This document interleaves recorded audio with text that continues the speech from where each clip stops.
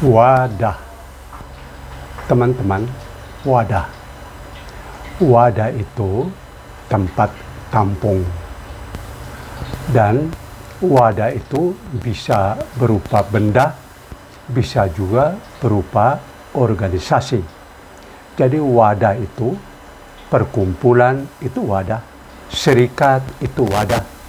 Dan kalau di pemerintahan itu RT, RW sampai kepada negara itu wadah.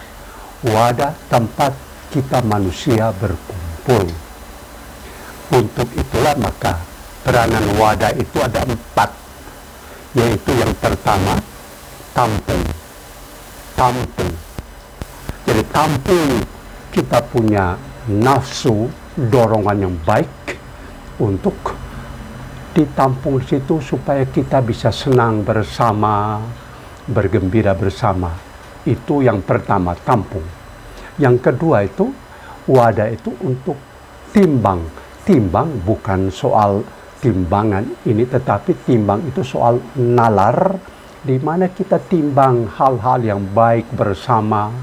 Itu peranan dari wadah, yaitu tempat untuk timbang bersama, nalar.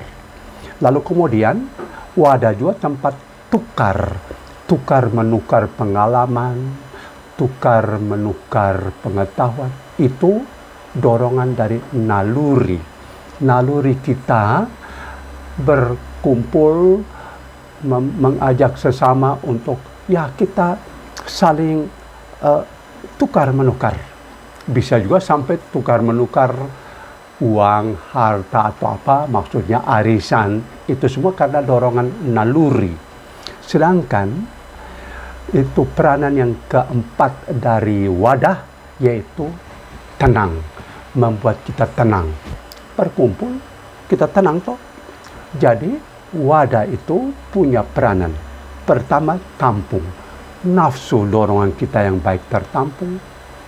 Dan juga itu tempat timbang bersama, nalar kita di situ mulai bersama-sama timbang mana yang baik, mana yang benar.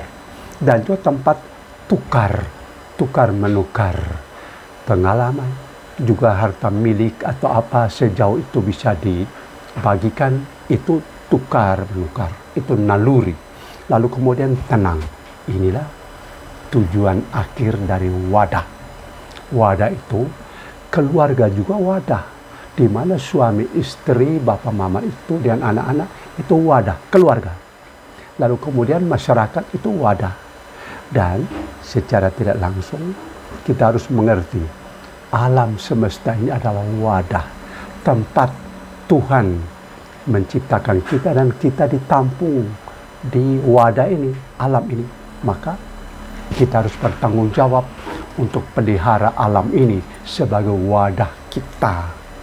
Tempat kita ditampung, tempat kita diberi otak untuk timbang hal-hal yang baik, tempat kita untuk tukar menukar hal-hal yang baik, dan tempat kita untuk tenang.